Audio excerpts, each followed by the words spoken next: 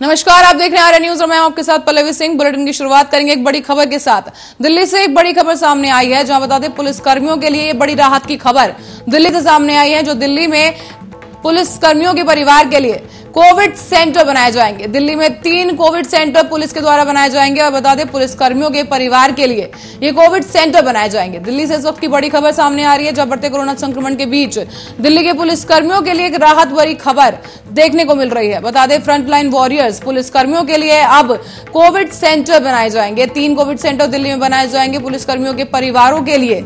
साथ ही आपको बता दें पुलिस कर्मियों और उनके परिवारों के लिए जो कोविड सेंटर है ये बनाए जाएंगे दिल्ली में, और 3 कोविड सेंटर पुलिस कर्मियों के लिए बनाए जाएंगे। पुलिस कर्मियों के लिए बड़ी राहत की खबर इस वक्त सामने आ रही है दिल्ली से, जहां पर पुलिस वालों के परिवारों के लिए कोविड सेंटर बनाए जाएंगे। दिल्ली में पुलिस 3 कोविड सेंटर बनाने जा रही है, और जिसमें पुलिस कर्मियों के परिवारों के लिए इलाज के लिए जो बेड जो है आरक्षित किए जाएंगे। साथ ही जो कोविड सेंटर हैं पुलिस कर्मियों के लिए खास तौर पर तैयार किए जा रहे हैं। पुलिसकर्मी जहां पर अपना इलाज करा सकेंगे, पुलिसकर्मी और उनके पुलिसकर्मियों के परिवार के लिए ये तीनों कोविड सेंटर बनाए जा रहे हैं। बड़ी खबर इस वक्त की आपको दिखा रहे हैं, दिल्ली से सामने आई है।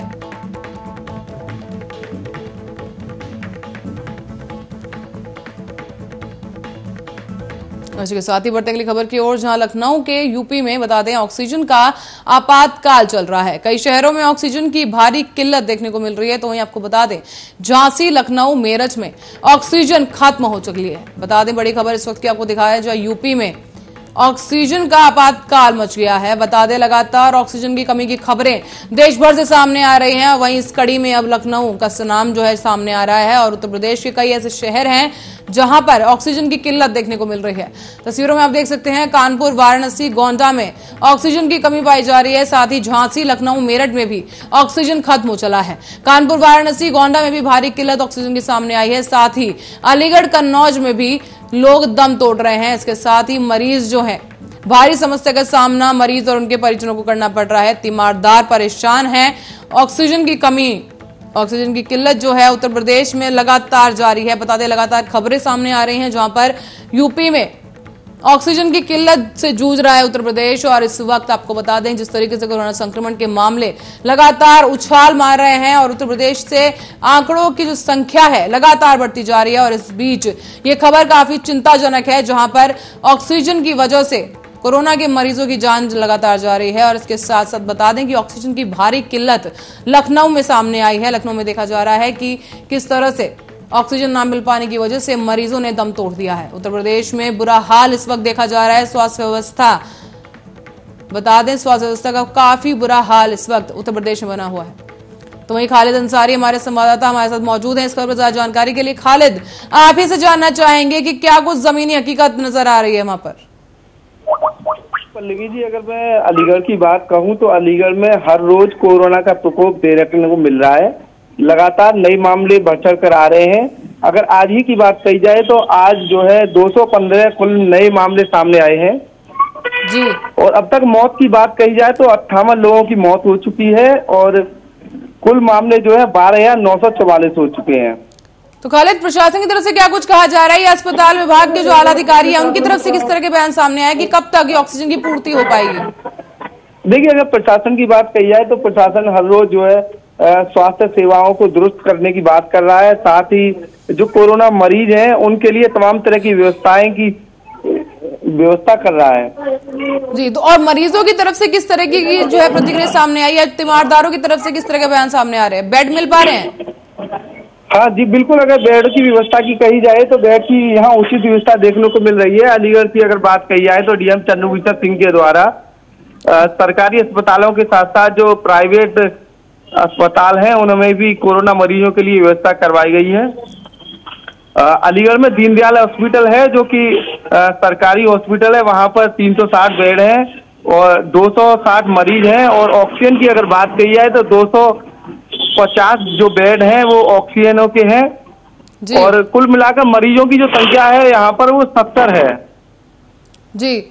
तो खालिद, जानना चाहेंगे कि कितने लोग इस वक्त अस्पताल में मौजूद हैं और किस तरीके से जो आंकड़ा है वहां पर देखने को मिल रहा है, कितने बढ़ा जो प्रतिदिन के जो आंकड़े सामने आ रहे हैं? की बात कही जाए तो आंकड़ा जो है हर रोज बढ़ता नजर आ रहा है। और अगर स्वास्थ्य की बात कही जाए तो स्वस्थ मरीज भी काफी तेजी से यहाँ स्वस्थ होते दिखाई दे रहे हैं। यही कारण है अब तक कुल मामलों में 12,944 में 12,033 लोग अब तक स्वस्थ हो चुके हैं। तो खालिद, जिस तरह की ऑक्सीजन की कमी है, इसके अलावा जानना चाहेंगे कि और किस तरह की समस्याएं सामने आ रही हैं इस वक्त?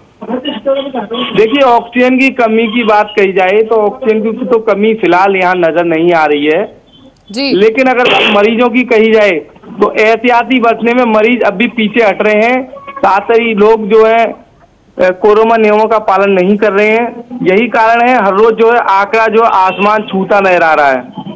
जी, तो लोगों की तरफ से किस तरह की एहतियात बरतने की जरूरत है? और इसके साथ साथ आपसे ये पूछना चाहेंगे कि और क्या कुछ समस्याएं सामने आ रही हैं लोगों की तरफ से?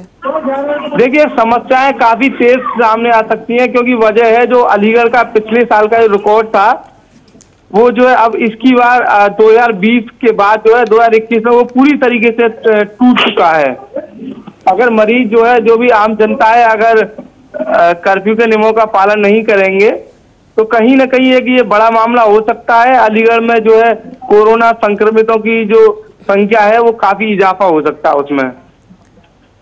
जी खालिद, बहुत बहुत शुक्रिया इस तमाम जानकारी के लिए। और वहीं चंद्र प्रकाश हमारे संवाददाता ग्राउंड रिपोर्ट के लिए हमारे साथ मौजूद हैं और बिजनौर की तरफ रुख करेंगे, जहां पर चांदपुर चुग्गी में दबंगों की दबंगई सामने आई है, जहां पर दबंगों ने दिन दहाड़े बस चालक के साथ बता दें मारपीट की गई। लेकिन इसी बीच आपको बता दें कि कोरोना महामारी का इस वक्त जो संकट है और इसकी वजह से अस्पताल प्रशासन पर क्या क्या समस्याएं देखने को मिल रही है, क्या क्या चुनौतियां सामने आ रही हैं, इसको जानने के लिए चलते हैं अब हमारे संवाददाता के पास, जो कि ग्राउंड रिपोर्ट देने के लिए हमारे साथ मौजूद है। चंद्र प्रकाश, आपसे जानना चाहेंगे कि क्या कुछ स्थिति वहां पर बनी हुई है?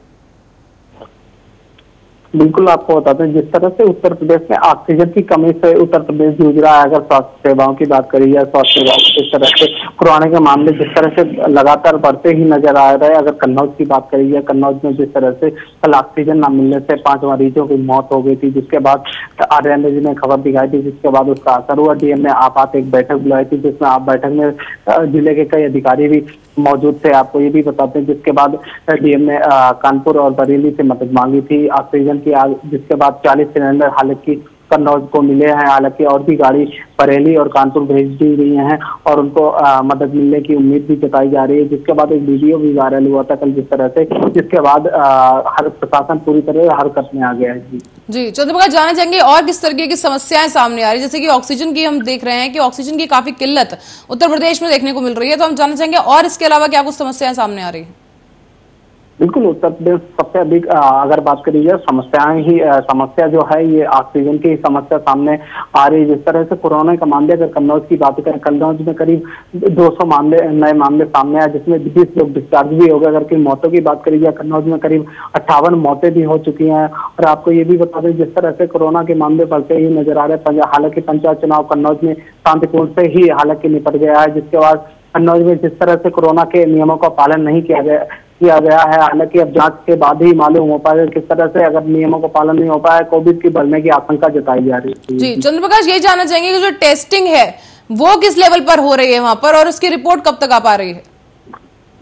बिल्कुल, टेस्टिंग की प्रक्रिया काफी तेज चल रही है। जिस तरह से कन्नौज में कुछ डॉक्टर भी पॉजिटिव है, जिस तरह से डॉक्टर एमपी जो जांच करते थे वो पॉजिटिव अधिकार है। जिसके बाद से प्रशासन की बात करी जाए तो डॉक्टर जब से पॉजिटिव आने लगे हैं तो प्रशासन ने पूरी तरह से और भी इधर उधर से अदर जनपद से डॉक्टरों को बुला लिया गया और जो कोरोना टेस्टिंग है वो काफी तेजी लाई जा रही है। जी चंद्र प्रकाश, वापस लौटेंगे आपके पास। हमारे साथ लोकेंद्र भी जुड़ चुके हैं, हमारे संवाददाता। लोकेंद्र, आपसे जानना चाहेंगे कि अस्पताल की क्या कुछ स्थिति इस वक्त बनी हुई है? मैं पहले भी आपको बता दूं, जैसे बिजनौर की स्थिति है, वायल टेंडर भी आए हुए हैं लेकिन उनको यूज नहीं हो रहा है, बंद ताले में बंद है। क्योंकि उनकी हमारी जैसी सीएमएस साहब से बात हुई तो उनका कहना है कि स्टाफ ना होने की वजह से वेंटिलेटरों को अस्पताल में ही मतलब बंद है, क्योंकि यहाँ स्टाफ नहीं तो इसलिए इनको चालू अवस्था में नहीं रखा गया, बंद कमरे में रखा है। सबसे बड़ी बात है जब सुविधा सरकार दे रही है तो उसका लाभ क्यों नहीं मिल रहा जनता को? क्योंकि जो भी सीरियस मरीज होता है उसे मुरादाबाद रेफर किया जाता है। यहाँ कोई ट्रीटमेंट सही से मिल नहीं पा रहा और यहाँ बिजनौर की स्थिति लगातार बढ़ती जा रही है। अब लगभग 1400 के करीब यहाँ एक्टिव केस हो गए हैं। और तो जैसे कि आपने बताया वेंटिलेटर बंद है, तो क्या मरीज वहां पर मौजूद नहीं है क्या जो वेंटिलेटर बंद किया गया है? जी वेंटिलेटर जो बंद किया गया पहले तो मरीज यहाँ कोई नहीं मौजूद है, क्योंकि यहाँ सुविधा नहीं है, ना तो उनको लाभ मिल रहा है, तो इसलिए वे या तो प्राइवेट अस्पताल में जा रहे हैं अपने निजी खर्चे से, या फिर मुरादाबाद रेफर किया जाता है उनको। तो लोकेंद्र, किस तरह की कार्रवाई या किस तरह का बयान जो आला अधिकारी अस्पताल के उनकी तरफ से सामने आ पाया है? हाँ, सीएमएस साहब का हमारी बात हुई थी, मैं अभी तो उन्होंने कहा कि हमारे पास स्टाफ नहीं है इन्हें चलाने के लिए, तो इसलिए इनको अभी चालू अवस्था में नहीं रखा गया है और ये बंद है, कमरे में ही बंद है। क्योंकि पहले स्थिति ये थी कि जब पिछले साल आए थे तो उस टाइम स्टाफ था, हमारा मिला हुआ था, तो चल रहे थे। अब ये बंद है बिल्कुल, सबसे बड़ी बात। तो लोग इस समस्या के समाधान के लिए क्या कुछ कदम उठाए जा रहे हैं? देखने को मिल रही, क्योंकि यहाँ जब इलाज ही नहीं हो रहा तो ऑक्सीजन की जरूरत ही नहीं पड़ रही, मुरादाबाद या मेरठ रेफर किए जा रहे हैं। जी लोकेंद्र, पर इस समस्या के समाधान के लिए क्या कुछ कदम उठाए जा रहे हैं? जैसे कि स्टाफ नहीं है तो स्टाफ की पूर्ति करने के लिए क्या कुछ किया जा रहा है अस्पताल प्रशासन की तरफ से? अब जैसे हमें जैसी हमारे ये मालूम हुआ है, अब हमारा डीएम साहब से कांटेक्ट नहीं हो पाया है, उनसे हमारी बात होगी तो उसके बाद ही पता चल पाएगा कि क्या व्यवस्था की जाएगी और क्या होनी है। जी लोकेंद्र, अभी लौटेंगे आपकी बात। चंद्रप्रकाश, आपके लिए मेरा सवाल है कि क्या वेंटिलेटर की सुविधा वहां पर पर्याप्त मात्रा में मौजूद है? क्या पहुंचाई जा रही है लोगों तक ये सुविधा? बिल्कुल, अगर वेंटिलेटर की बात की जाए तो कन्नौज में हालांकि इसकी समस्या का भी सामना करना पड़ रहा है। इस तरह से कन्नौज में कई अस्पताल ऐसे हैं जिसमें वेंटिलेटर की समस्या, अगर इनकी ऑक्सीजन की बात करी जाए, कल जिस तरह से ऑक्सीजन खत्म हुई थी, कुछ मरीजों ने अपने पैसे से ही ऑक्सीजन को सिलेंडर मंगवाए थे, उससे भरपाई कर रहे थे, लेकिन हालांकि उससे कुछ भरपाई नहीं हो पाई, जिसमें कई मरीजों की मौत भी हो गई थी। वेंटिलेटर और ऑक्सीजन की भारी समस्याओं का सामना करना पड़ रहा है उत्तर प्रदेश। जी चंद्रप्रकाश, बहुत बहुत शुक्रिया इस तमाम जानकारी के लिए। लोकेंद्र, हम चाहेंगे आप हमारे साथ बने रहें।